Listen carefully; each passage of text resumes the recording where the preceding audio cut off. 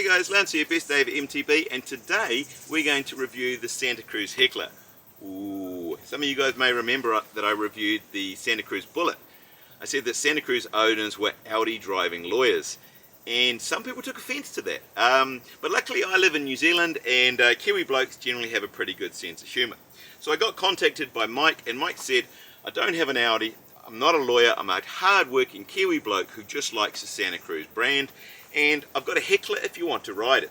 And after seeing what Danny McGaskill could do on this bike, I was super keen. The problem was 2022 pretty much rained every day, so I didn't get a chance to come down and ride it. But anyway, we're 2023 now, summer's here, and so I rang him up and said, can I take this thing for a ride? And the offer was still open. So the question is, what's the difference between a Heckler and a Bullit, and which one should you choose? First up, this is a 160-150 travel, and the Bullit was a 170-170. This is a mullet. The Bullit was also a mullet. However, this has the ability for it to be run as a full 29er if you wish. It's got a flip chip, and obviously you need a different wheel. Fork at the front, we've got a set of Fox 36s. I think the Bullit was actually a 38.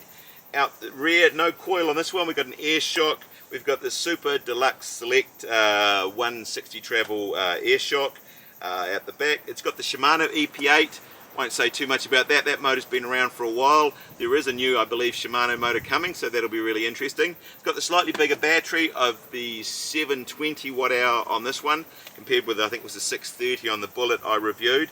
GX drivetrain, code brakes. Won't talk about the wheels just yet.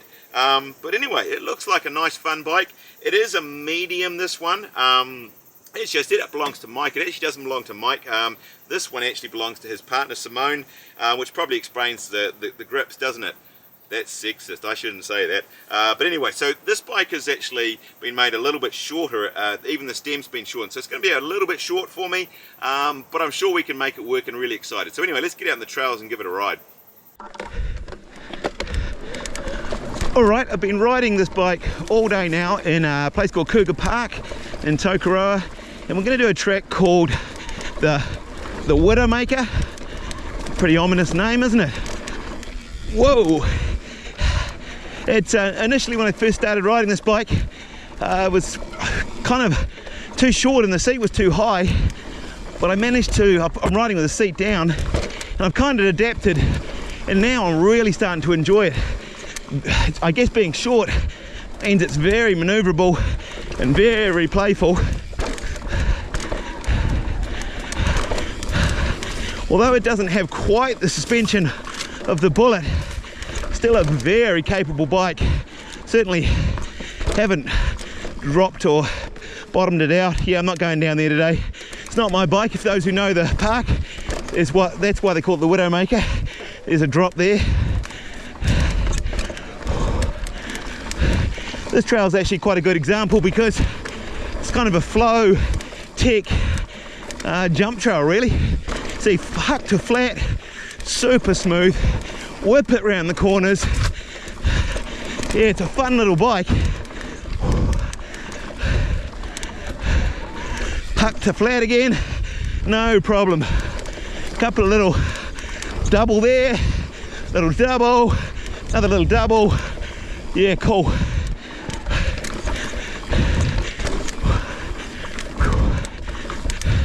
Yeah, I know I'm puffing a lot. It doesn't matter what bike you're on, it's still got a pedal. Shimano motor, kind of says what it does, you know, does the same as every other Shimano motor. But I'm quite happy with that.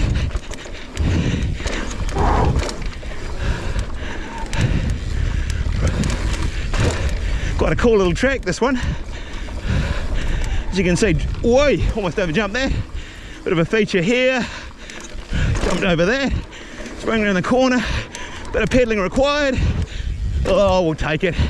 So really enjoyed my day at Cougar Park, was there with friends, spent the whole day sessioning the park, still had plenty of battery left. In fact, once they left I did a little bit more filming. So the 720 watt hour battery certainly lasted me the whole day, no problem at all.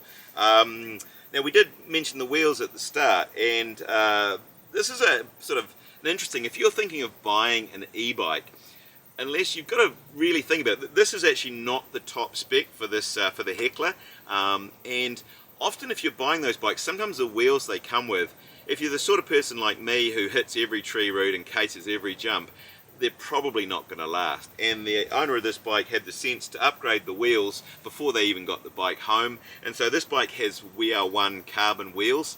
They're very nice, they felt very nice to ride on. If you watch my channel regularly, you know Graham the captain, he has these wheels and absolutely loves them.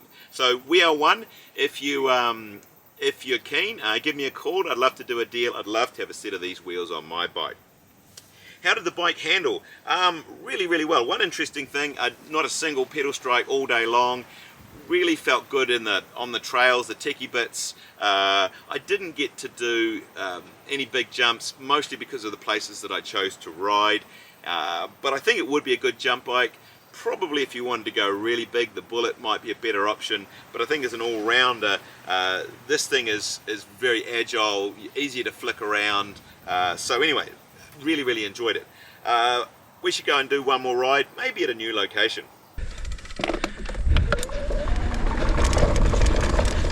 Okay, so I've changed location. I'm now at Oropi Grove Mountain Bike Park here in Tauranga. Really starting to gel with a Heckler. I've only got it for a couple of days, but it's the longer I've got it, the better, really. Okay, we're going to cut into a track here.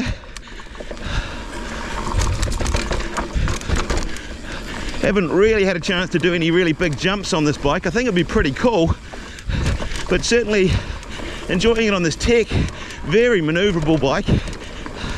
Now this bike has, I think it's a 720 watt hour battery, so I guess technically that makes it a little bit, whoa, tight corner there, a little bit heavier, although I think it still comes in lighter than the Bullit.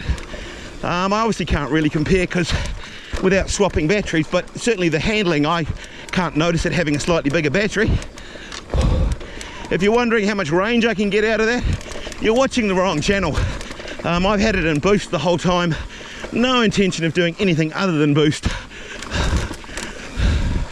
And also I really don't have the bike long enough to really do range tests. Really want to play with it more than anything. Got the code brakes on, not the fanciest model, but they certainly do the trick. Had no issues with them, working well. I think we're coming to the end of the track. Bit of a drop, another drop, we'll try a jump. Yeah! Okay, some of you will want to know what it climbs like. And it actually climbs really well. I like the climbing of this bike. In fact, I think when I reviewed the Bullit, I didn't think it was the best climbing bike, but this is a really nice, efficient, stable platform to climb on. Yeah, it feels really good. And I guess being a relatively short bike, you can whip it around the corner, and if you want, you can even, whoops, didn't do it very well there, lift the front wheel off around the corner. So yeah, good climbing bike. All right, we might as well roll in for one more track. Maybe something a little bit, this one, a little bit tighter and techier. That's where I think this bike really shines for me, is in the tight tech. A little bit of a drop, another drop, way. Quite a good fun bike to sort of just drop off things. Be nice to have it for longer and really get a good feel for it. Bit of a mixed track again, bit uphill, bit of downhill.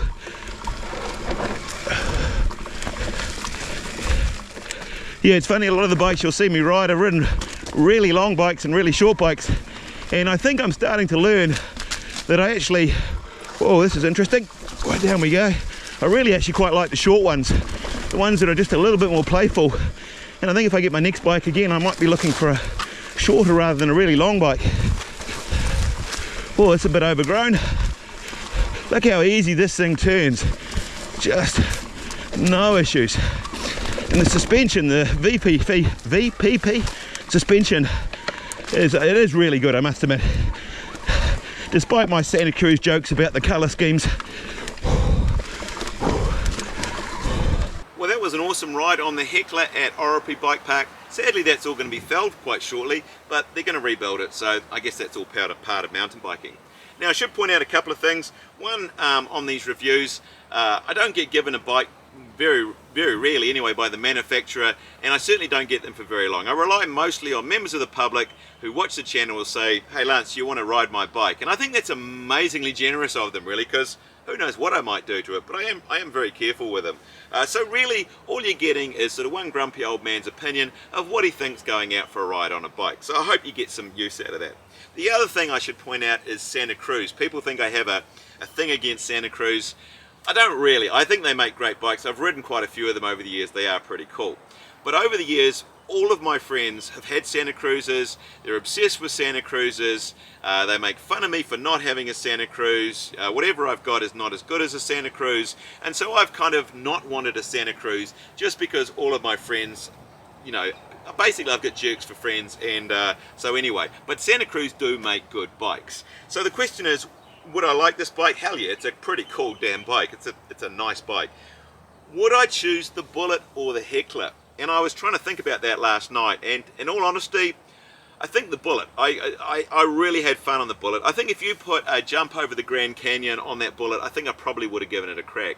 This bike was fun, but I didn't feel quite the same that I was just ready to send it. That's not to say that you might not feel different, and I think unless you're a balls out, huge jumper, you know, death-defying feats, this is probably the better option for you, I think.